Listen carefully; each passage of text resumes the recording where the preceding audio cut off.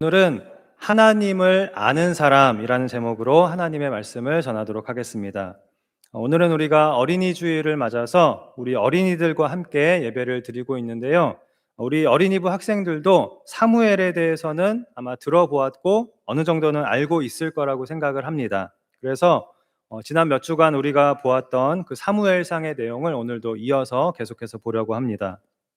얼마 전에 우리가 사무엘상을 시작하면서 사무엘의 이야기를 지금 계속해서 보고 있는데요.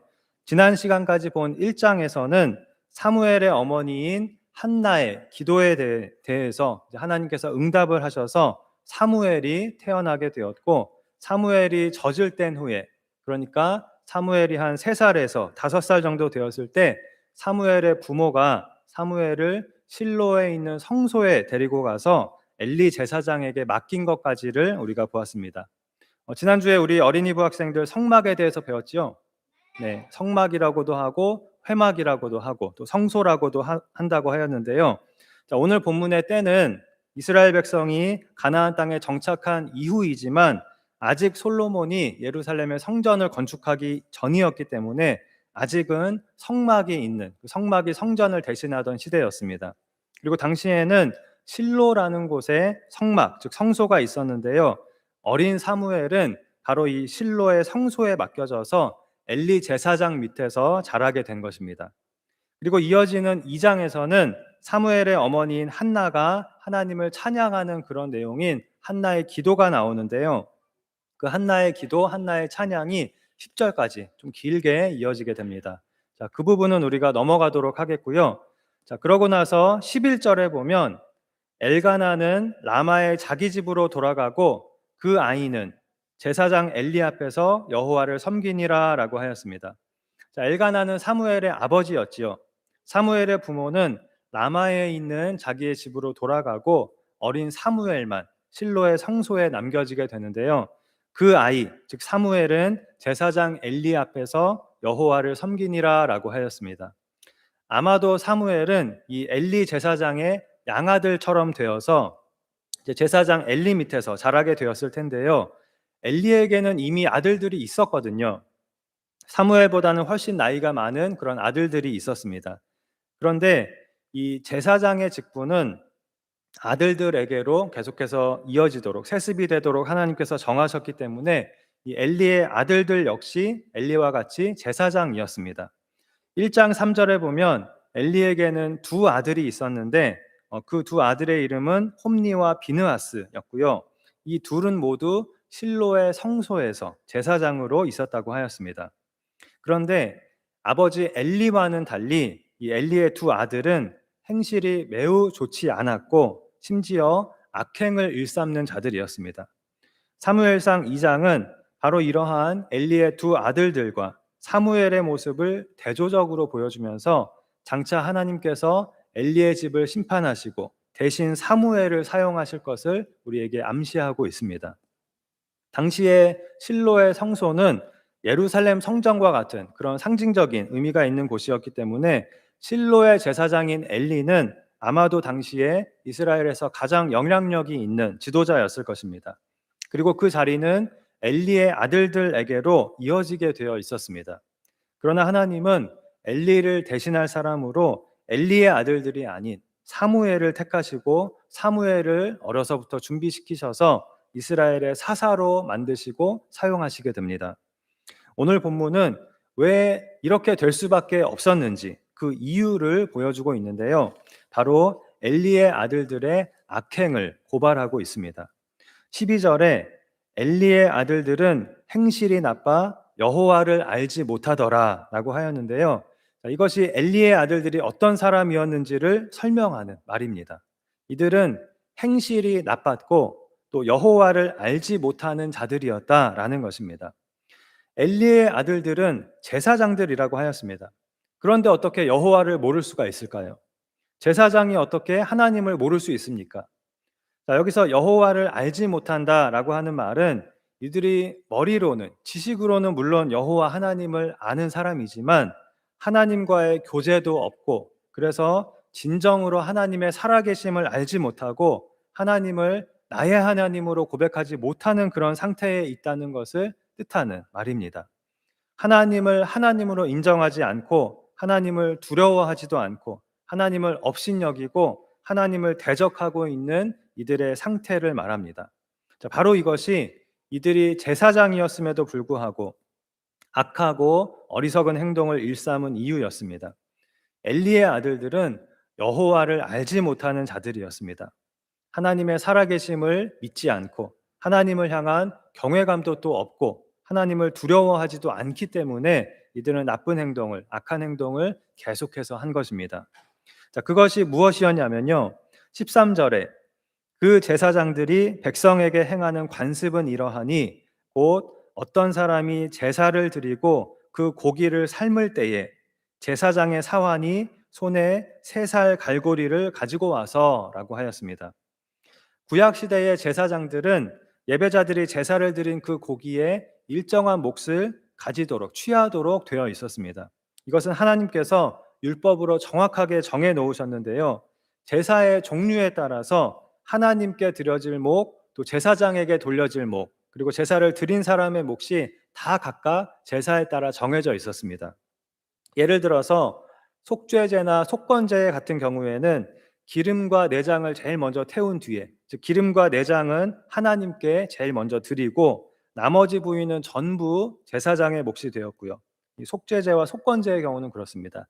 그리고 화목제의 경우에는 오른쪽 뒷다리와 가슴 부분은 제사장의 몫으로 돌려지고 나머지는 제사를 드린 사람의 몫으로 돌려지게 됩니다.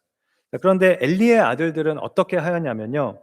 백성들이 제사를 드린 그 고기를 삶고 있을 때에 사환을 시켜서 제사장의 사환이 3살 갈고리를 가지고 와서, 그러니까 말하자면 삼지창과 같이 생긴 그런 3살 갈고리를 가지고 와서 14절에 그것으로 냄비에나 솥에나 큰 솥에나 가마에 찔러 넣어 갈고리에 걸려 나오는 것은 제사장이 자기의 것으로 가져갔다고 하였습니다.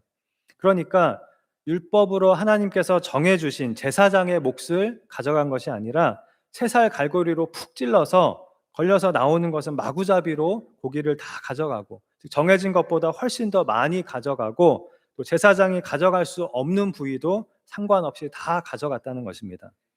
그리고 실로에서 그곳에 온 모든 이스라엘 사람에게 이같이 할 뿐 아니라 또한 15절에 기름을 태우기 전에도 제사장의 사환이 와서 제사 드리는 사람에게 이르기를 제사장에게 구워드릴 고기를 내라.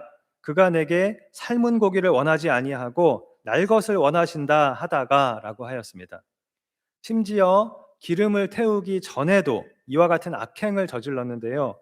기름이라고 하는 것은 그 제물의 가장 좋은 부분을 의미하는데요. 바로 하나님께 바쳐지는 부분을 말합니다. 그래서 기름을 태우는 것은 가장 좋은 부분을 하나님께 드리는 것을 의미합니다. 그런데 기름을 태우기도 전에, 하나님께 드리기도 전에 이 엘리의 아들들은 제사를 드리는 사람에게 사환을 보내어서 생고기를 달라고 요구하였다는 것입니다. 본문의 상황은 이 제사장과 또 제사를 드린 사람이 고기를 나누는 이 화목제의 경우로 보이는데요. 이 경우 원칙적으로는 먼저 기름을 태우고 즉 제사를 드리고 그 이후에 고기를 삶고 그 이후에 제사장의 몫을 주고 나머지는 제사를 드린 사람의 가족들이 나누어 먹도록 되어 있었습니다. 그런데 엘리의 아들들은 제사를 드리기도 전부터 아예 그 제물에 생고기를 요구하였다는 것입니다. 그리고 16절에 그 사람이 이르기를 반드시 먼저 기름을 태운 후에 내 마음에 원하는 대로 가지라 하면이라고 하였는데요. 이렇게 제사장이 아닌 일반 백성들조차도 먼저 기름을 태워야 한다는 것을, 하나님의 것을 먼저 드려야 한다는 것을 알고 있었습니다. 그래서 제사 드리는 사람이 안 됩니다. 반드시 먼저 기름을 태워서 하나님께 드린 후에 그 다음에 제사장이 원하는 대로 가져가시오 라고 말을 하면 제사장의 사환이 지금 당장 내놓으라고 하면서 억지로 빼앗았다고 하였습니다. 얼마나 지금 기가 막힌 일입니까? 자, 이들이 바로 실로의 성소를 책임지고 있는 제사장들인 홈니와 비느하스였습니다. 도대체 이들은 어떠한 죄를 짓고 있었던 것입니까? 17절은 이 소년들의 죄가 여호와 앞에 심히 크면 그들이 여호와의 제사를 멸시함이었더라라고 말씀합니다.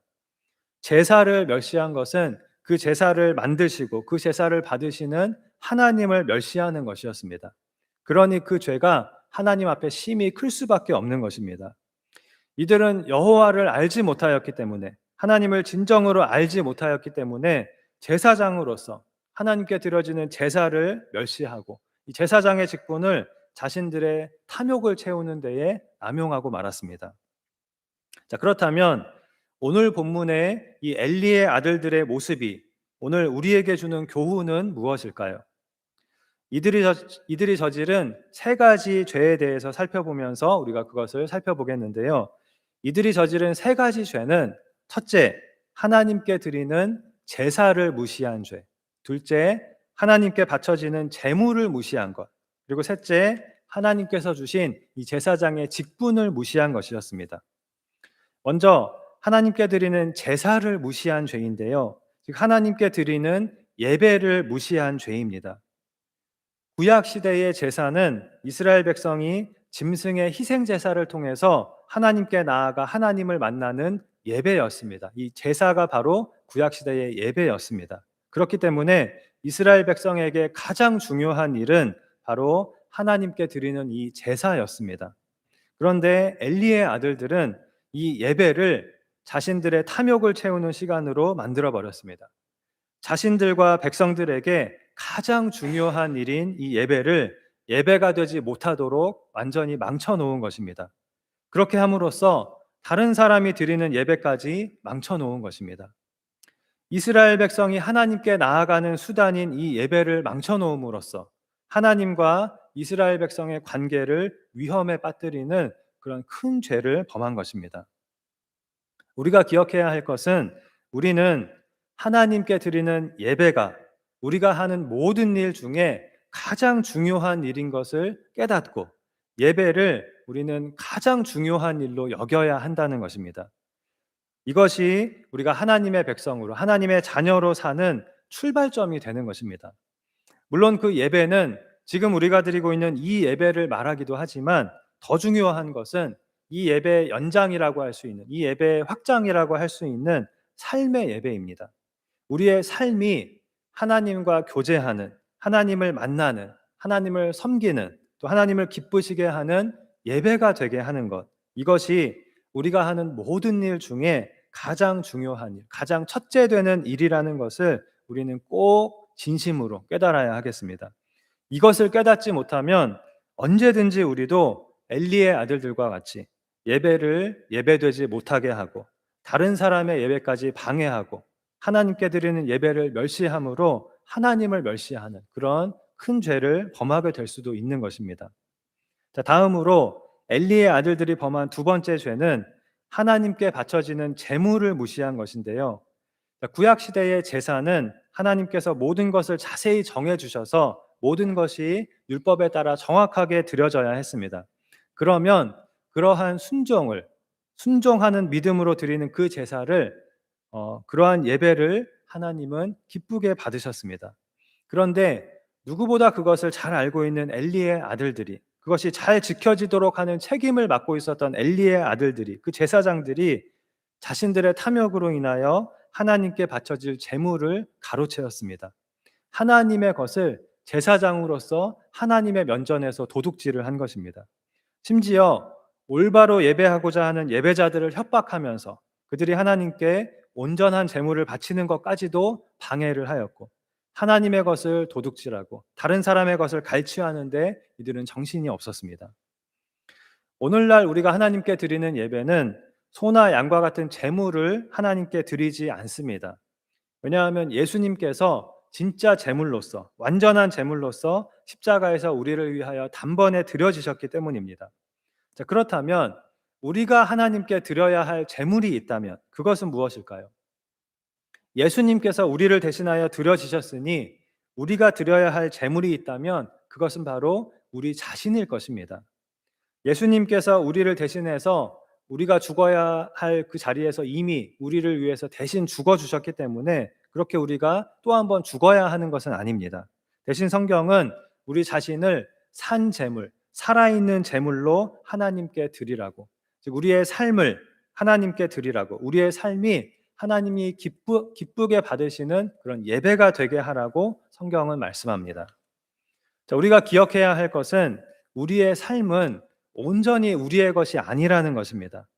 우리의 삶은 우리의 것이기 이전에 하나님께 드려져야 할 하나님의 것인 것입니다.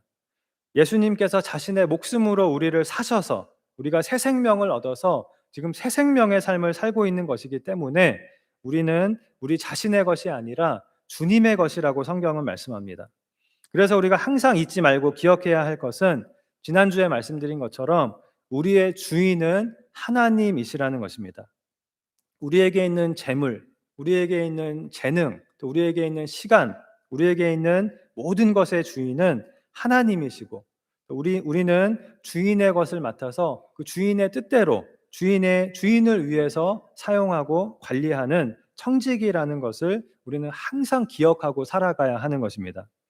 만일 우리가 이것을 잊고 내가 완전히 나의 주인이 되어 살아가고 있다면 이미 우리는 엘리의 아들들과 같이 하나님의 것을 도둑질하고 있는 것이고, 또 그러한 삶을 살아가고 있는 것임을 우리는 깨달아야 하겠습니다. 그리고 그러한 삶에서 반드시 우리가 돌이켜야 하겠습니다. 우리 그리스도인의 삶의 목적은 분명합니다. 하나님을 위하여입니다. 이것이 하나님께서 분명하게 우리에게 알려주시고 또 정해주신 우리의 삶의 목적입니다. 그리스도인은 하나님을 위하여 사는 사람입니다. 그러나 이것은 결코 우리의 의지나 자유를 억압하거나 속박하는 것이 아니고요. 하나님께서 우리에게 그러한 마음을 주셔서 우리가 자원하여 그렇게 살게 되는데요. 우리가 그렇게 하나님을 위하여 살 때 그것이 가장 사실은 나를 위하여 사는 것이 되고 또 가장 행복한 길이고 가장 형통한 길이고 가장 즐거운 길이 되는 것을 우리는 경험하게 됩니다. 너무나도 생생하게 우리는 그것을 경험하게 됩니다. 그것이 그리스도인인 것입니다. 우리 모두가 하나님을 나의 주인으로 모시고 이러한 복된 삶을 우리가 꼭 살게 되기를 바랍니다. 자, 마지막으로 엘리의 아들들의 세 번째 죄는 하나님께서 주신 직분을 무시한 것이라고 하였습니다. 이들에게는 백성들이 올바른 제사를 드리도록 할, 올바른 예배를 드리도록 할 책임이 주어졌음에도 불구하고 그 제사장의 직분을 가볍게 여기고 오히려 앞장서서 악을 행하는 본을 백성들에게 보임으로써 백성들까지 잘못된 길로 인도하는 그런 큰 죄를 제사장으로서 짓고 말았습니다. 23절에 보면 엘리 제사장이 아들들의 악행을 책망하면서 내가 너희의 악행을 이 모든 백성들에게서 듣는다. 백성들이 나에게 와서 너희의 악행에 대해서 계속해서 말한다 라고 그렇게 말합니다. 그리고 이어서 내 아들들아 그리하지 말라. 너희가 여호와의 백성으로 범죄하게 하는도다 라고 말합니다. 엘리의 아들들이 하나님께서 주신 제사장의 직분을 무시하고 거리낌 없이 드러내놓고 행한 이 악행들은 그것을 보는 백성들에게 영향을 미쳐서 다른 백성들까지 넘어지게 만들고 죄에 빠지게 할 수 있는 것입니다. 그러므로 그 죄가 심히 무겁고 클 수밖에 없는 것입니다. 우리가 오늘 기억해야 할 것은 우리도 사실은 엘리의 아들들과 마찬가지로 하나님께서 우리에게 주신 직분이 있다는 것입니다. 하나님께서 우리 모두에게 주신 직분이 있습니다. 바로 빛의 직분입니다. 세상에 빛을 비추라고 하신 그 빛의 직분, 빛을 비추는 직분입니다. 예수님은 너희 빛이 사람 앞에 비치게 하여 그들로 너희 착한 행실을 보고 하늘에 계신 너희 아버지께 영광을 돌리게 하라고 우리에게 말씀하셨습니다. 우리 모두는 이 세상에 빛을 비추어서 사람들을 하나님께로 인도하는 이 빛의 자녀라고 하는 그 귀한 직분을 다 받은 것입니다. 그래서 사도 베드로는 모든 그리스도인들은 이 세상을 향한 제사장들이다라고 말하였습니다. 한 사람도 빠짐없이 우리는 다 이 제사장의 직분을, 이 세상을 향한 제사장이라는 직분을 가지고 있는 것입니다. 우리 모두는 이 세상과 하나님 사이에서 양쪽을 이어주는 제사장의 직분, 그리고 빛의 자녀의 직분을 다 가지고 있다는 뜻입니다. 자, 이것을 우리가 늘 기억하고 나의 악행으로 다른 사람까지 넘어지게 하는 그런 사람이 되지 말고 빛의 자녀로서 세상에 빛을 비추고 세상에서 빛이 되는 그런 삶을 살아가는 우리가 되어야 하겠습니다. 자, 말씀을 맺겠습니다. 엘리의 아들들은 제사장이었음에도 불구하고 여호와를 알지 못하는 자들이었다고 하였습니다. 하나님을 나의 창조주로, 나를 만드신 분으로, 또 살아계신 나의 하나님으로 이들은 영접하지 못한 것입니다. 우리도 마찬가지입니다.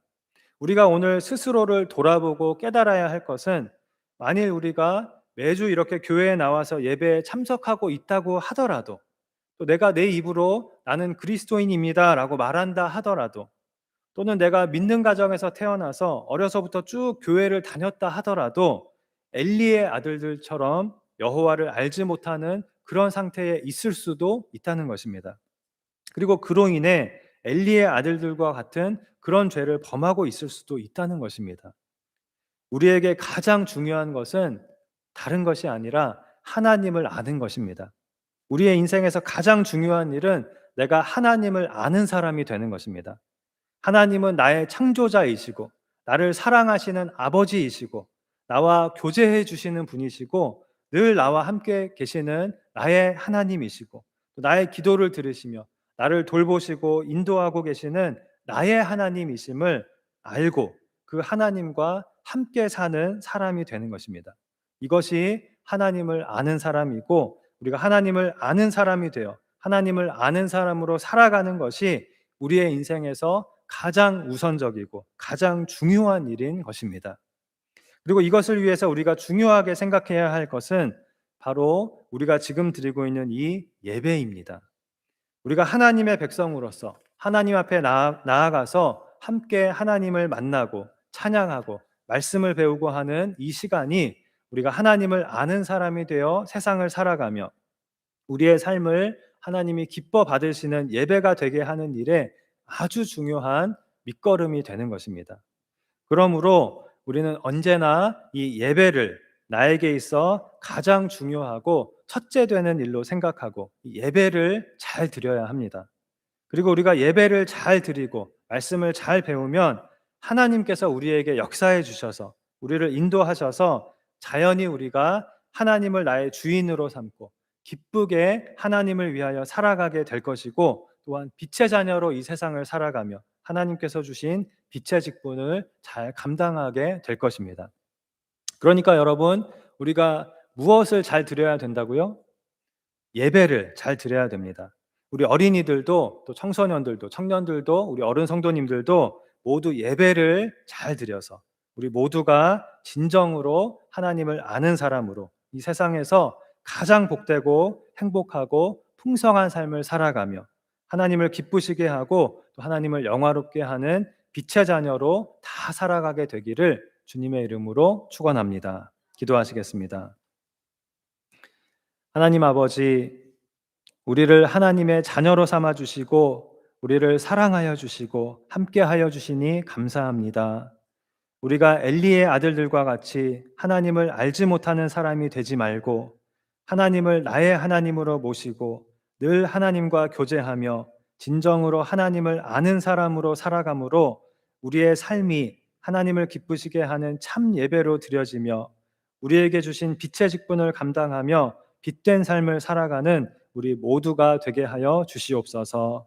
믿사오며 예수님의 이름으로 기도하옵나이다. 아멘.